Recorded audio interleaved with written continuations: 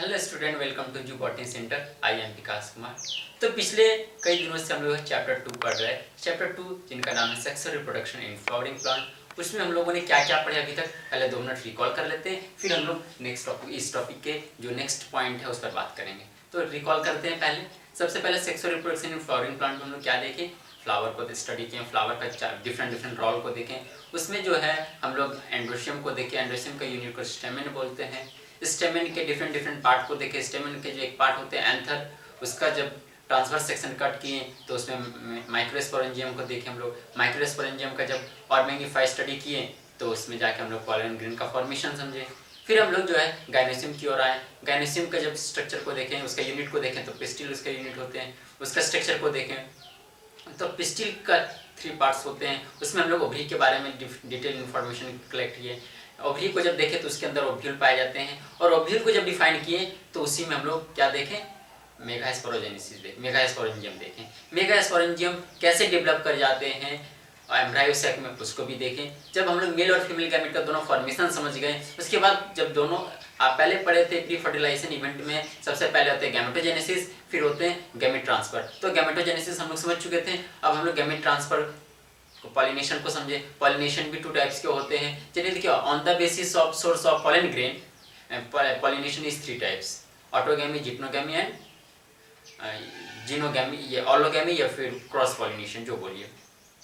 तो ये तीनों के बारे में हम लोग पूरा डिटेल से समझे थे। अब उसी का बाद जो टॉपिक थे उस पर बात करते हैं कि क्या एजेंट ऑफ पॉलिनेशन हम लोग नहीं समझे थे, वो भी आज समझेंगे। तो उससे पहले हम लोग जो है आज समझेंगे कि पॉलिनेशन का, सेल्फ पॉलिनेशन का क्या एडवांटेज है, क्या डिसएडवांटेज है, क्रॉस पॉलिनेशन का क्या एडवांटेज है, क्या डिसएडवांटेज है, उसको समझते हैं। तो पहले हम लोग समझते हैं advantage of self pollination. Self pollination का क्या एडवांटेज है? In this method definitely occur pollination and fertilization. Self pollination में मैक्सिमम चांस ये होते हैं, मैक्सिमम चांस क्या होना ही होना है कि उसमें पॉलिनेशन होंगे ही होंगे। ऐसा नो चांस है कि लेस चांसेस होते हैं कि नहीं होंगे, मैक्सिमम चांस होते हैं कि होंगे ही होंगे। पॉलिनेशन होंगे तो फर्टिलाइजेशन भी होंगे। इन this method less amount of pollen grain destroy. इस मेथड में क्या होते हैं, पॉलन ग्रेन बहुत कम डिस्ट्रॉय होते हैं, क्योंकि इसको कम डिस्टेंस ट्रेवल करना होता है। जनरली सेल्फ पॉलिनेशन में हम लोग 2 समझे थे, एक पढ़े थे हम लोग ऑटोगैमी, दूसरा पढ़े थे जिप्नोगैमी। ऑटोगैमी सेम फ्लावर में होते हैं, जिप्नोगैमी डिफरेंट फ्लावर में बट सेम प्लांट्स में होते हैं। तो उसमें क्या है कि कम डिस्टेंस ट्रेवल करना पड़ा, इसलिए पॉलन ग्रेन कम डिस्ट्रॉय होंगे। जिसमें ज्यादा डिस्टेंस ट्रेवल करना होता है उसमें ज्यादा होंगे। Self pollination occur fastly as compare to cross pollination, क्योंकि इसको कम डिस्टेंस ट्रेवल करना होता है इसलिए काफी फास्टली पॉलिनेट कर जाते हैं। कौन? सेल्फ पॉलिनेशन, क्योंकि ये सेम फ्लावर में भी होते हैं और सेम प्लांट के डिफरेंट फ्लावर में होते हैं, इसीलिए कि इसको कम टाइम लगेंगे as compare to cross pollination. तो समझ पाए ये एडवांटेज क्या है इनका? एडवांटेज क्या है कि काफी कम टाइम लगते हैं इनको पॉलिनेट करने में। दूसरा कि इसमें पॉलन ग्रेन का कम चांसेस होते हैं, बहुत कम डिस्ट्रॉय होते हैं, और पॉलिनेशन होना तय हो जाता है। नेक्स्ट पॉइंट, इसका डिसएडवांटेज देखते हैं आप। सेल्फ पॉलिनेशन का डिसएडवांटेज क्या है? In this pollination does not occur variation. इस पॉलिनेशन में कोई वेरिएशन नहीं आते हैं। जैसे जब एक ही जेनेटिकली जब दोनों फ्लावर एक ही प्लांट में है तो दोनों जेनेटिकली सिमिलर होंगे, दोनों पॉलन ग्रेन और एम्ब्रायो सैक भी जेनेटिकली सिमिलर होंगे, तो उसमें वेरिएशन आने की कोई चांस ही नहीं होता है। इसीलिए कह सकते हैं इन this pollination does not occur variation. और आपको पता है वेरिएशन इस अर्थ के लिए बहुत इंपॉर्टेंट है। जो ऑर्गेनिज्म इवोल्यूट नहीं कर पा रहे हैं, चेंजेस अपने आप को एनवायरनमेंट के अकॉर्डिंग अडॉप्ट नहीं कर पा रहे हैं, उनका वो धीरे धीरे डिस्टिंक्ट होते जा रहे हैं, इसीलिए कि वेरिएशन होना जरूरी है। ये क्रॉस पॉलिनेशन में होते हैं वेरिएशन। तो क्रॉस पॉलिनेशन के बारे में भी समझेंगे। तभी हम लोग क्या समझे, इन this pollination does not occur variation. इसमें कोई वेरिएशन नहीं आते, जेनेटिकली कोई डिफरेंट नहीं होते हैं। और ये एक तरह से कह सकते हैं अभी के जो अर्थ है, अभी के जो एनवायरनमेंट है, उसके लिए ये यूजफुल नहीं है। In this pollination does not produce new species. इस पॉलिनेशन में कोई न्यू स्पीसीज का फॉर्मेशन नहीं होते, क्योंकि जेनेटिकली जब सिमिलर है, एक ही प्लांट में पॉलिनेट करेंगे तो उसमें क्या कोई डिफरेंस आने की चांसेस ही नहीं बनते हैं, तो इसमें कोई नया स्पीसीज का भी फॉर्मेशन नहीं होंगे। इन this pollination produce unhealthy and low quality progeny. अब इसमें जब वेरिएशन नहीं आएंगे, ये इवॉल्व नहीं करेंगे, तो आज का जो इन्वायरमेंट है वो काफी हाई क्वालिटी के प्रोजेनी को एडॉप्ट करने के लिए रहने देते हैं। काफी हेल्दी सीड चाहिए तभी वो जर्मिनेट कर पाएंगे। तो ये सब जो है सेल्फ पॉलिनेशन के डिसएडवांटेज है कि ये पॉलिनेशन जब करते हैं तो जेनेटिकली डिफर होते नहीं है। जेनेटिकली जब डिफर नहीं होंगे उसमें अनहेल्दी सीड का फॉर्मेशन होंगे और लो क्वालिटी का सीड बनेंगे। तो लो क्वालिटी का सीड बनेंगे तो उससे जो प्लांट प्रोड्यूस होंगे, उस प्लांट में जो फ्रूट का प्रोडक्शन होंगे वो भी लो क्वालिटी के होंगे। तो वो सेल्फ एक तरह का डिसएडवांटेज है सेल्फ पॉलिनेशन का। चलिए अब आगे बढ़ते हैं हम लोग किसका, एडवांटेज ऑफ क्रॉस पॉलिनेशन। तो सेल्फ पॉलिनेशन का एडवांटेज और डिसएडवांटेज को हम लोग समझे। अब हम लोग क्रॉस पॉलिनेशन का एडवांटेज और डिसएडवांटेज को समझेंगे। तो क्रॉस पॉलिनेशन का एडवांटेज पहले समझते हैं। इन दिस मेथड ओकर वेरिएशन, देखिए ये बात अभी एक पहले सेल्फ पॉलिनेशन का ये क्या थे, डिसएडवांटेज थे, और यही पॉइंट जो है इसमें नॉट ओकर, इसमें ओकर हो रहा है, मतलब वेरिएशन आ रहे हैं। तो ये आज के इन्वायरमेंट के लिए नेसेसरी है, तभी यही प्लांट जो प्लांट क्रॉस पॉलिनेशन कर रहे हैं वही प्लांट इस एनवायरनमेंट में अभी अडॉप्ट कर पाएंगे। इसके अलावा जो नहीं कर पा रहे हैं वो धीरे धीरे अडॉप्ट करना छोड़ देंगे, उनकी जो स्पीसीज हैं वो धीरे धीरे एक्सटिंक्ट कर जाएंगे। इन this pollination produce new species, इससे न्यू स्पीसीज फॉर्मेशन होने की चांसेस ज्यादा होते हैं। क्यों? क्योंकि जेनेटिकली डिफर होते हैं। आपको पता है क्रॉस पॉलिनेशन कैसे होते हैं, जब दो डिफरेंट सेम स्पीसीज के डिफरेंट प्लांट के मेल गैमेट फीमेल गैमेट आपस में मिलते हैं या फ्यूज करते हैं, तो उसी को हम लोग क्या बोलते हैं, क्रॉस पॉलिनेशन बोलते हैं। तो जब डिफरेंट जीन्स के हैं तो उसमें कैरेक्टर चेंज करेंगे ही, वेरिएशन आएंगे ही आएंगे, और न्यू स्पीसीज का भी क्रिएशन का चांसेस बहुत अधिक होते हैं। और ये क्रॉस पॉलिनेशन टुडे आज के जो इन्वायरमेंट है इसके लिए ये काफी नेसेसरी है। मैक्सिमम प्लांट आज जो क्रॉस पॉलिनेशन पहले कर रहे थे वो भी पहले सेल्फ पॉलिनेशन कर रहे थे, वो भी आज क्रॉस पॉलिनेशन कर रहे हैं, तभी उनका वो स्पीसीज का इंस्टिंक्ट नहीं हो पा रहे हैं आज इस अर्थ पे, इस इन्वायरमेंट में अडॉप्ट कर पा रहे हैं। क्यों? क्योंकि उसमें सेल्फ पॉलिनेशन के बजाय क्रॉस पॉलिनेशन होने लगे। अब ये नेक्स्ट वीडियो में हम लोग समझेंगे कि कैसे सेल्फ पॉलिनेशन भी क्रॉस पॉलिनेशन करने लगे, ऐसा क्या हुआ उसके बारे में समझेंगे। तो पहले अभी यहाँ हम लोग समझ लेते हैं एडवांटेज ऑफ क्रॉस पॉलिनेशन। इसमें फर्स्ट पॉइंट समझ गए थे, in this method occur variation. Second point है in this pollination produce new species. Third point, in this pollination produce healthy and good quality progeny. इस पॉलिनेशन क्रॉस पॉलिनेशन के through जो भी seed का formation होंगे वो काफी हेल्दी होंगे और वो उनका जो क्वालिटी होंगे वो भी अच्छा होते हैं। तो ये आज के इन्वायरमेंट के लिए है। तो समझ पाए कि किसका एडवांटेज ऑफ क्रॉस पॉलिनेशन का। अब हम लोग समझते हैं disadvantage of cross pollination. Cross pollination का क्या डिसएडवांटेज है, क्या लॉस है, तो पहले समझते हैं। This pollination takes more time as compare to self pollination. Self pollination काफी फास्टली होते हैं क्योंकि उसको ज्यादा डिस्टेंस ट्रेवल नहीं करना पड़ता है, लेकिन क्रॉस पॉलिनेशन को बहुत टाइम लग जाते हैं क्योंकि उनको काफी डिस्टेंस ट्रेवल करना पड़ता है। जरूरी नहीं है कि दोनों प्लांट आसपास ही हो सकता है एक प्लांट यहाँ से 10 किलोमीटर की दूरी पे हो, तो वो किसी ना किसी मीडियम के थ्रू जाएंगे, तो मीडियम जाने में टाइम भी लगा देते हैं। तो इसीलिए ये कहा जाता है कि इस पॉलिनेशन में बहुत ज्यादा टाइम लगते हैं as to compare self pollination.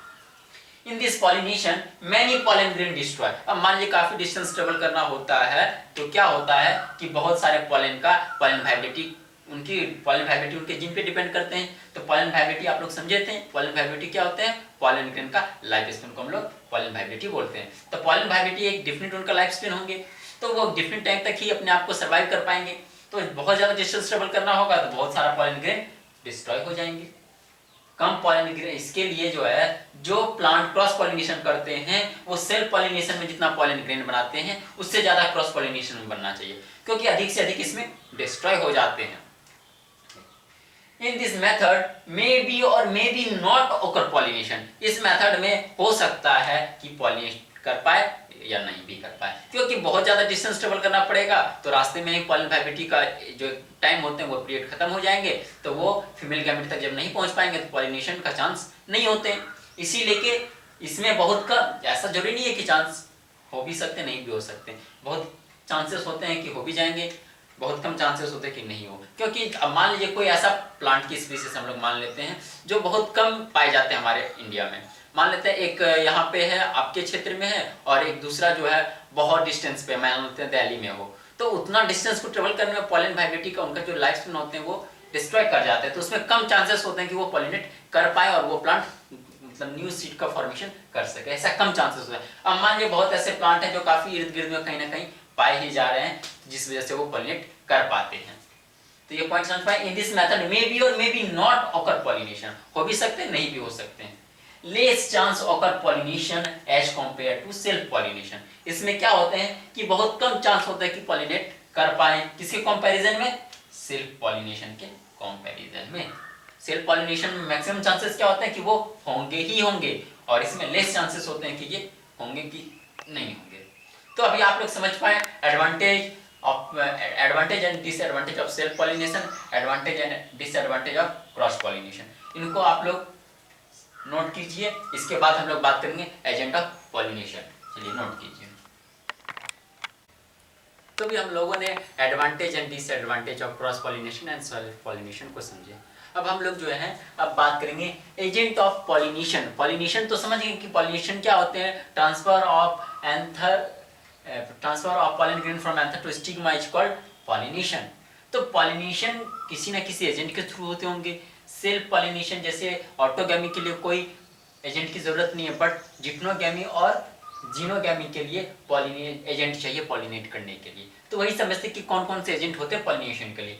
तो एजेंट जो होते हैं वो दो तरह के होते हैं। पहले होते हैं एबायोटिक फैक्टर और बायोटिक फैक्टर। एबायोटिक फैक्टर में नॉन लिविंग थिंग्स आते हैं और बायोटिक फैक्टर में लिविंग आते हैं। नॉन लिविंग में कौन कौन आते हैं वो देखेंगे, फिर बायोटिक के बारे में भी समझेंगे। तो पहले चलिए एबायोटिक फैक्टर के बारे में समझते हैं। एबायोटिक फैक्टर मीन्स जो नॉन लिविंग होते हैं। नॉन लिविंग इस अर्थ पे कौन कौन है, वाटर है, एयर है, टेम्परेचर है, तो और भी बहुत सारे हैं। तो हम लोग पहले बात करते हैं कि किससे किससे हो सकते हैं। टेम्परेचर से नहीं हो पाते हैं, बट एयर और वाटर से होते हैं। तो एबायोटिक फैक्टर में दो हो जाएंगे पॉलिनेशन का एजेंट, एक हो जाएंगे एयर, दूसरा हो जाएंगे वाटर। तो समझते हैं क्या है anemophily. The transfer of pollen grain from anther to stigma with the help of air is called anemophily.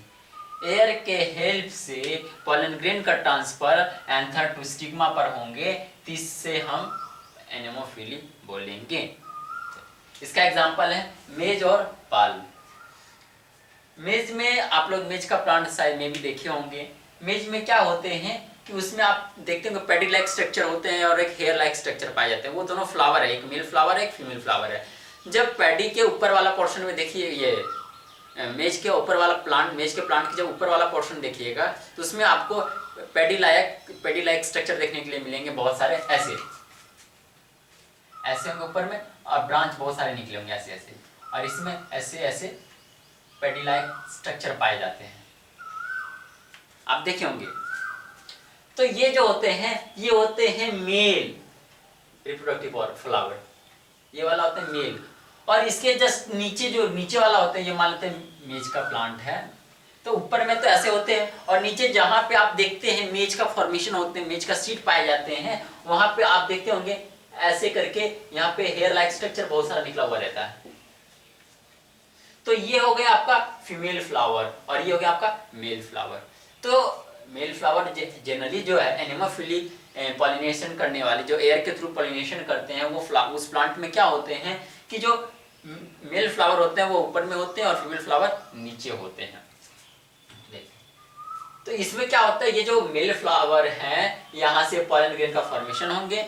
अब ये मेल फ्लावर जो है, मेल गैमेट जो है रिलीज होंगे, तो यहाँ से यहाँ आएंगे, तो किसके थ्रू आ रहे हैं, तो एयर के थ्रू आ रहे हैं। समझ पा रहे हैं कि कैसे एयर के थ्रू आ पा रहे हैं। यहाँ पर जैसे पॉलन ग्रेन आएंगे, ये स्टिग्मा है, स्टिग्मा है, देखिए यहाँ पे हेयर लाइक स्ट्रक्चर है, ब्रांच लाइक स्ट्रक्चर भी होते हैं और लेदरी भी होते हैं। जैसे इस पर आएंगे ये चिपक जाएंगे पॉलन ग्रेन, उसके बाद फिर यहाँ से पॉलन ग्रेन को अंदर भेजा जाएगा, इसके अंदर यहाँ पर ओव्यूल्स पाए जाते हैं, ये सीड का फॉर्मेशन करेंगे। तो समझ पाए एनिमोफिली कैसे हो रहे हैं। The transfer of pollen grain from anther to stigma with the help of air is called anemophily. Example maize and palm flower don't have scent. आप मेज का फ्लावर को कभी देखिए, उसमें किसी तरह का कोई सेंट नहीं होता है। Stigma is hairy feathered and branch. समझाएं ये पे देखिए, यहाँ पर आपको कैसा है, ब्रांच टाइप का दिख रहा है, ये हेयरी लाइक स्ट्रक्चर दिख रहे हैं। और आगे बात करते हैं, दूसरा जो एजेंट है उसको बोलते हैं हम लोग हाइड्रोफिली। मींस हाइड्रो का मतलब समझ ही रहे हैं, जल, water. Hydrophily the transfer of pollen grain from anther to stigma with the help of water is called hydrophily. इसका एग्जांपल है हाइड्रिला और हेलिसनेरिया। ठीक है, जनरली वाटर के हेल्प से पॉलिनेशन करने वाले प्लांट बहुत कम होते हैं, रेयर केस में पाए जाते हैं, क्योंकि वाटर में इसका जो स्पीड होते हैं वो बहुत अधिक होते हैं और उसमें प्लांट भी बहुत सारा प्लांट डिस्ट्रॉय कर जाते हैं। इस वजह से बहुत कम होते हैं हाइड्रोफिली प्लांट जो हाइड्रोफिली के थ्रू पॉलिनेशन करते हैं। तो समझिए कि हाइड्रिला और हेलिसनेरिया ये जनरली आप उस प्लांट की स्पीसीज की बात कर रहे हैं, आप लोग पढ़े थे पहले एल्गी फंजाई जो वाटर में पाए जाते हैं, उसमें दोनों अपना अपना मेल गैमेट को छोड़ देते हैं ताकि फ्यूज करें। उसी तरह इसमें भी कुछ प्लांट में भी ऐसे देखने के लिए मिलते हैं कि प्लांट जो होते हैं वाटर में पाए जाते हैं। और हेलिसनेरिया की एक बात है स्पेशल, ये बताते हैं कि वाटर वाले में क्या होते हैं। मान लेते हैं ये एक हेलिसनेरिया है, ये एक हेलिसनेरिया है, ये दूसरा हेलिसनेरिया है और ये वाटर है। ठीक है,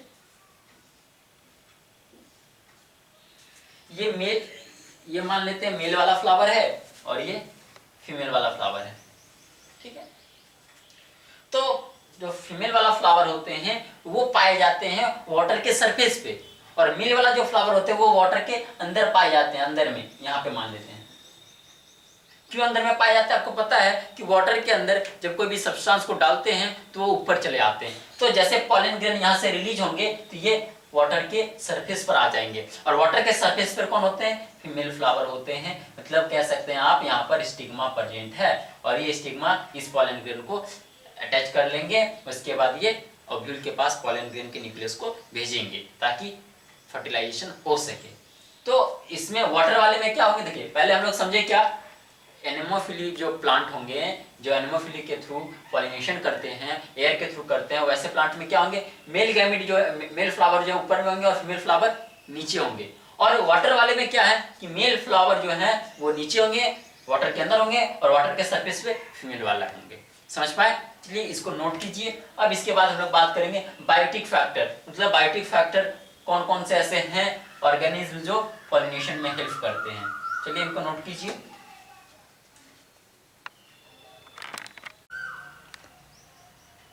तभी हम लोगों ने जो है ये बायोटिक फैक्टर को समझे। बायोटिक फैक्टर में कौन कौन थे? Agent of pollination, water and air. तो वाटर के थ्रू होने वाले को हाइड्रोफिली, एयर के थ्रू होने वाले एनिमोफिली। अब चलिए बायोटिक फैक्टर देखते हैं। बायोटिक फैक्टर क्या होते हैं? जो लिविंग बींग्स के थ्रू जो पॉलिनेशन होता है उसको बोलते हैं biotic factor. The transfer of pollen grain from anther to stigma with the help of animals called zoophily. Animals के थ्रू जो होंगे उसको हम क्या बोलेंगे? जूफिली। अब जूफिली के डिफरेंट डिफरेंट पार्ट्स हैं। जो एनिमल्स तो बहुत सारे होते हैं, बर्ड्स भी एनिमल्स हैं और ये इंसेक्ट भी एनिमल्स है। तो सबके बारे में अलग अलग, सबको एक साथ बोल जाइएगा जूफिली, और सबको अलग अलग फिर नाम दिया गया है। तो समझ पाए बायोटिक फैक्टर में जूफिली अगर आएंगे तो किसी एनिमल्स के थ्रू होने वाले पॉलिनेशन को हम लोग जूफिली बोलते हैं। चलिए zoophily, following type of zoophily. Zoophily का बहुत सारा टाइप है, तो उसमें हम लोग पहला समझते हैं एंटोमोफिली। एंटोमोफिली क्या होते हैं? देखिए इतना लंबा डेफिनेशन नहीं लिखते, शॉर्ट में लिखते हैं। अगर एग्जाम में एक आएंगे तो थोड़ा बढ़िया से बना के लिखिएगा। एंटोमोफिली की बात करें तो pollination occur with the help of insect. Insect के थ्रू अगर पॉलिनेशन हो रहे हैं तो उसको हम लोग क्या बोलेंगे? एंटोमोफिली। और इंसेक्ट में बी हो गए, बटरफ्लाई हो गए, एंट हो गए, जितने इंसेक्ट है सभी इंसेक्ट के थ्रू होने वाले पॉलिनेशन को एंटोमोफिली बोलते हैं। इसका एग्जांपल है सेल्विया, एक प्लांट्स है, इसके फ्लावर में ये बी, बटरफ्लाई, ये दोनों के थ्रू पॉलिनेशन होते हैं। Flower are scented. सेल्विया का जब फ्लावर को आप देखिएगा तो ये काफी फ्लावर सेंटेड होंगे। जो देखिए फ्लावर सेंटेड है तो वो या तो इंसेक्ट के थ्रू होने वाले होंगे या तो फिर बर्ड्स के थ्रू होने वाले होंगे। इसके अलावा सब जो है उन लोगों को सेंट का कोई मतलब नहीं होता। और कलर का भी, अगर कोई कलर ज्यादा अच्छा, कोई फ्लावर का कलर बहुत अच्छा है, कलरफुल है, वो बहुत सुंदर दिख रहे हैं, तो वो इंसेक्ट और मतलब एंटोमोफिली और ऑर्निथोफिली उसमें पॉलिनेशन, उसी के थ्रू से पॉलिनेशन होंगे। Flower is large and colourful. Entomophily जिस फ्लावर में ये मतलब इंसेक्ट जिस फ्लावर की ओर अट्रैक्ट होते हैं वो फ्लावर कैसे होंगे, लार्ज होंगे और कलरफुल होंगे। फ्लावर हैव नेक्टर, ये फ्लावर जो है नेक्टर रखते हैं। आपको पता है बी जो है हनी का फॉर्मेशन करते हैं, तो बी क्या करते हैं फ्लावर में, इसलिए वो जाते हैं ताकि उसको नेक्टर मिलते हैं। वो नेक्टर क्या होते हैं, नेक्टर एक तरह का हनी का जो जो जूस एक तरह से नरिशमेंट होता है, नेक्टर एक तरह का फूड होते हैं जो इंसेक्ट के लिए इंपॉर्टेंट है। इंसेक्ट इस फूड को लेने के लिए फ्लावर पर आते हैं और उसी के साथ वो उनका पॉलन ग्रेन को भी लेकर चले जाते हैं।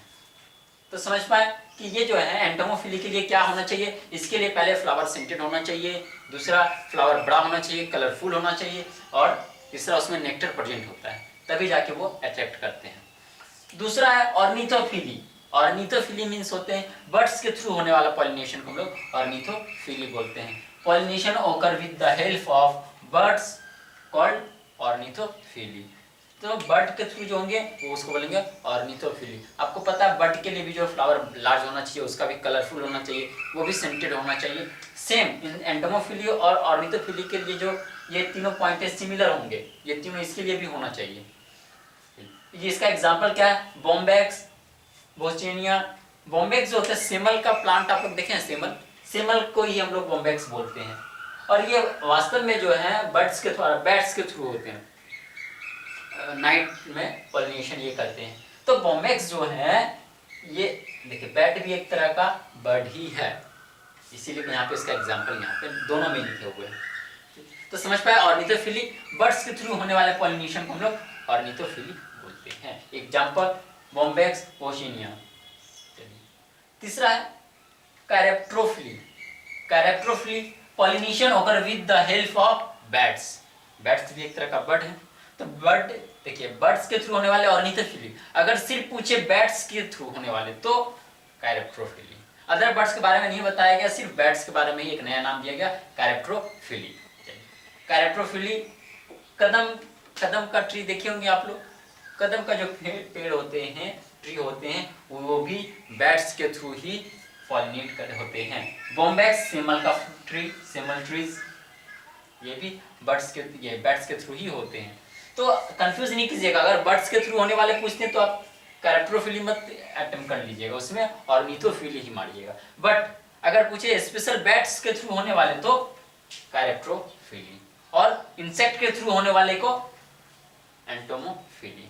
चलिए इसको नोट कीजिए, फिर अभी और एक दो है उसको भी देख लेते हैं। तो भी हम लोग बायोटिक फैक्टर देख रहे थे, बायोटिक फैक्टर में क्या क्या देखे, एंटेमोफिली, ऑर्निथोफिली, कैरेप्ट्रोफिली। अब चौथा जो है मेलेकोफिली, ये किसके थ्रू, pollination occur with the help of, यहाँ पे ऑकर लिख दीजिएगा, occur with the help of snail, snake and squid. Snail समझते हैं, स्नेक को भी समझ रहे हैं, स्नेक्स कर दें यहाँ पे, स्नेल, स्नेक्स, स्क्वाइडल्स, ये तीनों के थ्रू होने वाले पॉलिनेशन को हम लोग बोलते हैं मेलेकोफिली। इसका एग्जांपल एरोइड्स हैं, ग्रास हैं, ग्रासेस। स्नेल को देखते हैं, ग्रास, जो ग्रास होते हैं उस पर काफी वो क्या कहते हैं, रेप्टाइल्स की तरह चलते हैं, एक तरह का ये रेप्टाइल है। चलिए इसके बाद लास्ट है मिरमेकोफिली।